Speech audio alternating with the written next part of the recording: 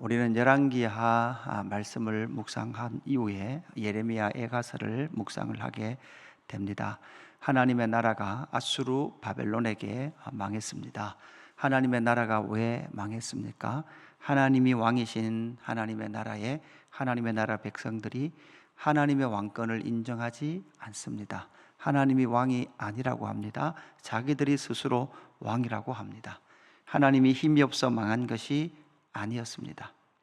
그렇게 하나님의 나라가 망하는 그 현장을 살았던 사람이 바로 예레미야입니다.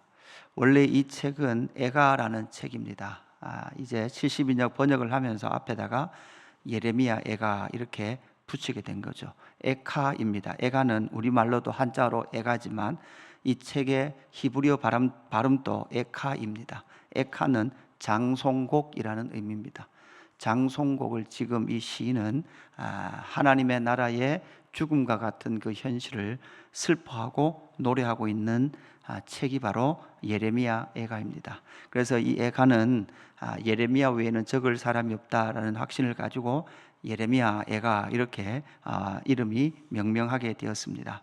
이 예레미야 애가는 이 애가 장송곡, 또 다른 말로 하면 이 히브리 성경의 첫 시작이 어찌하여 이렇게 시작합니다. 어찌하여 이렇게 시작을 하니까 이 어찌하여라는 의미에서 이 애가라는 의미도 보여주고 있죠.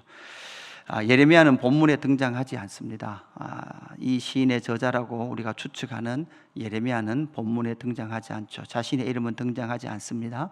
그러나 상황상, 정황상 이 시를 적은 사람은 예레미야일 가능성이 상당히 높습니다. 예레미야서와 같은 많은 단어와 문장들이 발견이 되죠. 예레미야서와 좀 다른 문장도 당연히 발견이 됩니다. 다른 문장 때문에 예레미야가 저자가 아닐 것이다 라고 주장하는 학자들도 있지만 유사한 문장이 훨씬 더 많이 등장을 합니다.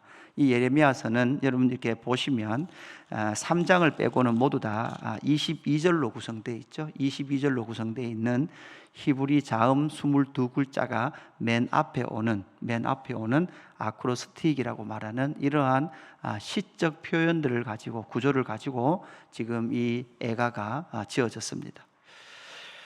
이것 가운데 하나님의 나라, 그리고 인생들, 그리고 나라를 잃고 가족을 잃었던 하나님 나라 백성들의 그 슬픔을 노래하고 있는 책이 바로 예레미야 애가입니다. 인생들이 가지고 있었던 그 모든 슬픔과 또한 특별히 하나님의 나라의 멸망 앞에 서 있는 이 시인의 눈물을 우리는 이 예레미야 애가에서 발견하게 되는 거죠. 이 시인은 지금 왜 슬픕니까? 이상화 시인이 적었던 정말 빼앗긴 들의 봄과 같이, 그 이상화 시인은 마지막에 저는 다리로 걷는다 이렇게 노래를 하면서 결국은 나라를 잃었던 이민족의 슬픔처럼 바로 하나님의 나라가 멸망한 이런 상황들을 끌어안고 시인은 지금 무엇하고 있습니까? 슬퍼하고 있죠. 슬퍼하는 이유가 무엇입니까? 오늘 이 본문에서 우리는 시인이 지금 슬퍼하고 있는 본문을 우리가 너무나 잘 알지만 그럼에도 불구하고 찾아야 합니다. 이 시인이 노래하고 있는, 슬퍼하고 있는 이유는 무엇입니까? 시온성의 함락입니다. 슬프다 이성이여 이렇게 시작을 합니다. 어찌하여 이성이, 이렇게 원어가 펼쳐집니다. 여기서 이성이 지시대명사를 쓰고 있죠. 시온성이다 라고 말은 하지 않아요. 이성이여 이렇게 말한다는 것은 여러분 모든 예레미야 애가서를 읽고 있는 첫 번째 독자들은 슬프다 이성이여 이렇게 말하면 모두 다 한 성을 떠올립니다. 그 성이 어떤 성입니까?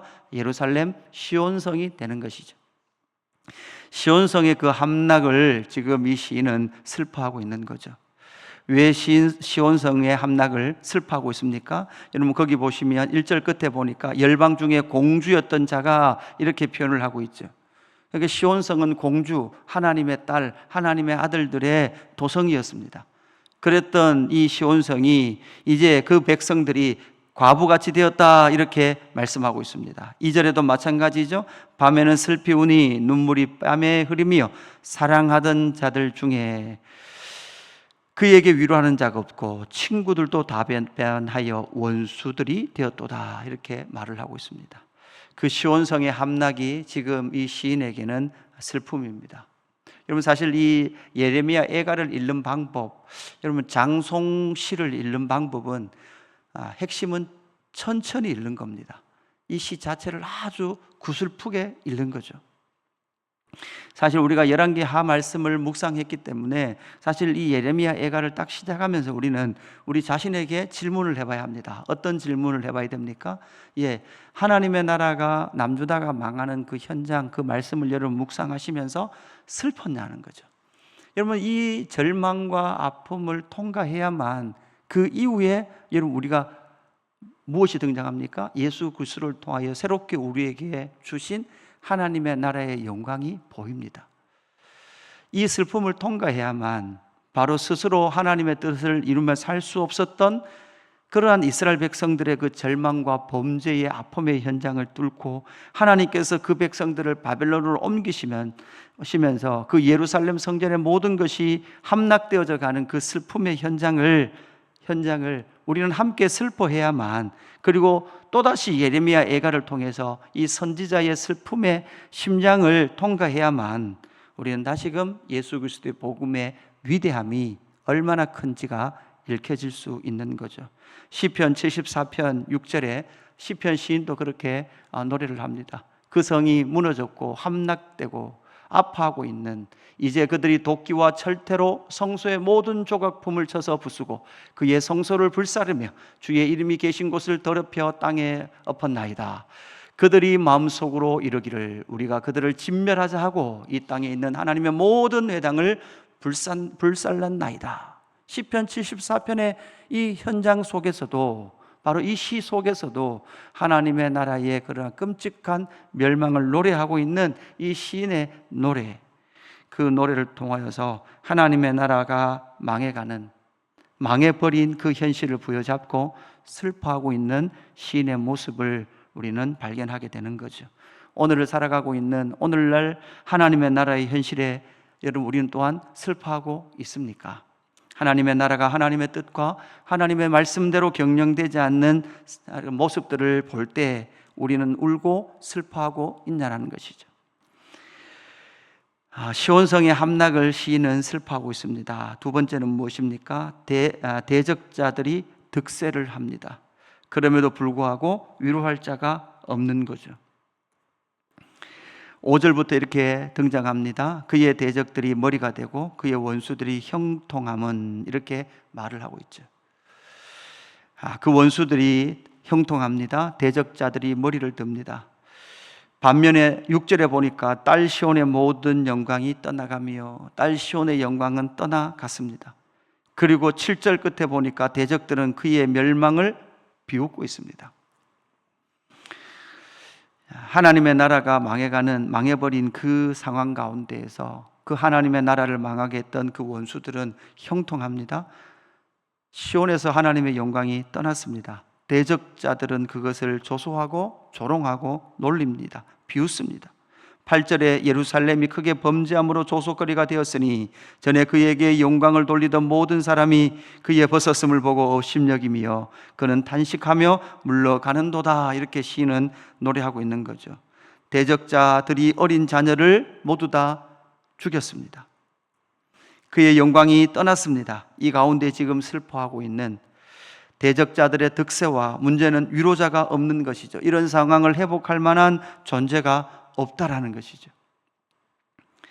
여러분, 우리는 다시 말씀드리지만 이런 끔찍한 절망 가운데, 원수들의 비웃음 가운데 있는 상황 가운데 그 모든 비웃음을 회복하실 누구가 등장한다? 예수 그리스도 메시아의 등장을 우리는 기대할 수밖에 없는 것입니다. 이 땅에는 방법이 없습니다. 여러분, 이 시가, 이 애가가 사실은 오늘을 살아가고 있는 우리의 삶의 현실 가운데 때로는 고통적인 측면에서 보면 이러한 삶과 같은 모습들이 등장하기도 합니다. 하나님의 나라 백성들이 고난을 당합니다. 하나님의 나라 백성들이 고통을 당합니다. 그 고통의 절망 속에서 우리는 때로는 사망이 우리의 생명을 비웃는 것 같습니다. 세상의 권력이 교회를 비웃는 것 같습니다.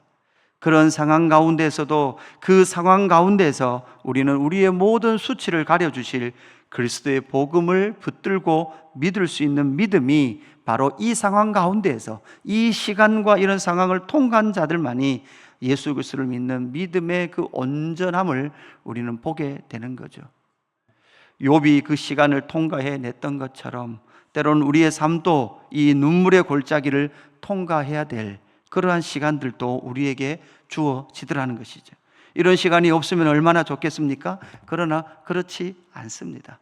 그 시간 속에 우리의 믿음, 우리의 믿음의 근거, 우리의 믿음을 신실하게 하셨던 예수 그리스도의 복음의 영광이 얼마나 큰지를 우리는 다시금 이 상황 가운데서 확인하게 되는 거죠. 그래서 시인은 이제 9절부터 다시금 하나님 앞에 간구를 하게 됩니다. 9절 후반절에 보니까 여호와여 원수가 스스로 큰 채하오니 나의 환난을 감찰하소서. 그러니까 사실 시인은 하나님의 나라가 망했지만 그러나 하나님은 지금 뭐 하십니까? 살아계십니다. 하나님은 살아계십니다. 그 상황 가운데서 이들은 다 이해할 수는 없었을 거예요. 100% 이해할 수는 없었을 거예요.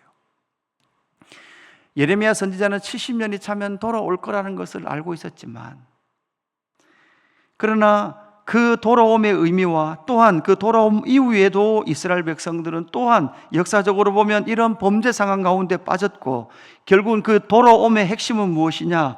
바로 하나님의 나라의 온전한 도래이신 하나님의 나라의 왕이 이 땅 가운데 오시게 될 그러한 영광이 기다리고 있는 상황 가운데에서도 변하지 않는 한 사실은 바로 여호와 하나님은 살아계시고 여호와 하나님은 통치하고 계시다라는 것이죠.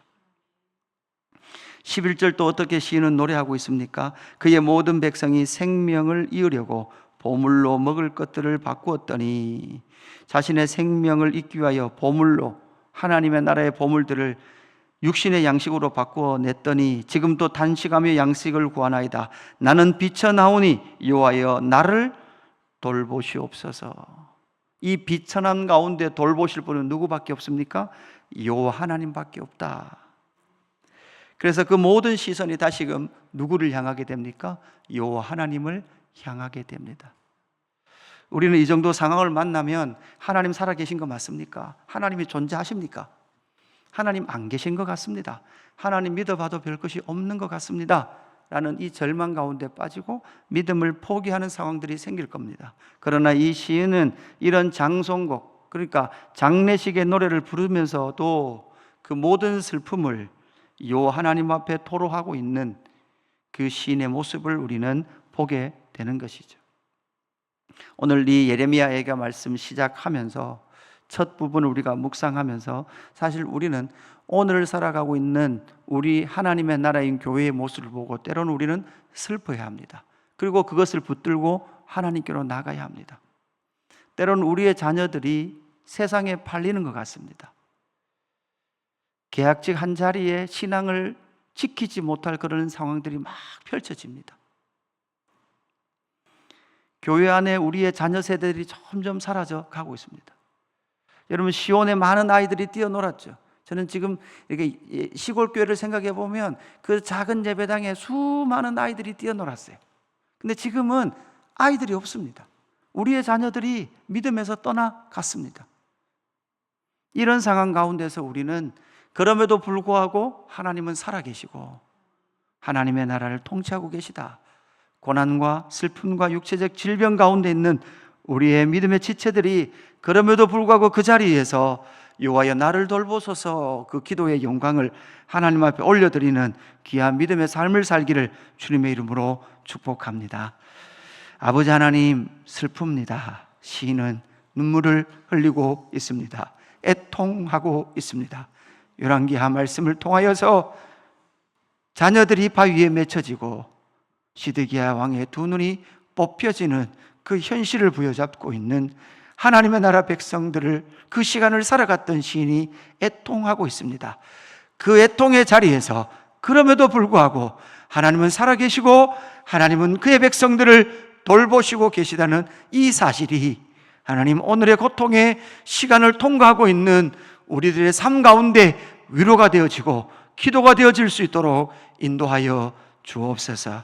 하나님 그 기쁨의 절망 가운데 우리 주 예수 그리스도를 보내주셔서 우리에게 이미 새 생명 주셨고 영생을 주셨고 하나님의 나라를 주셨다는 이 은혜가 우리의 삶을 이끌어가는 힘이 될 수 있도록 인도하여 주옵소서. 그럼에도 불구하고 오늘 하나님의 나라의 교회의 그 슬픔과 아픔도 보게 하시고 하나님 아버지 우리의 기도를 들으시고 교회의 영광을 회복하시며 하나님 교회 가운데 생명의 영광과 부흥의 영광들을 허락하실 하나님 앞에 기도하며 나아가는 저희들이 될 수 있도록 인도하여 주옵소서. 감사함을 드리며 구주 예수 그리스도 이름으로 기도드리옵나이다. 아멘.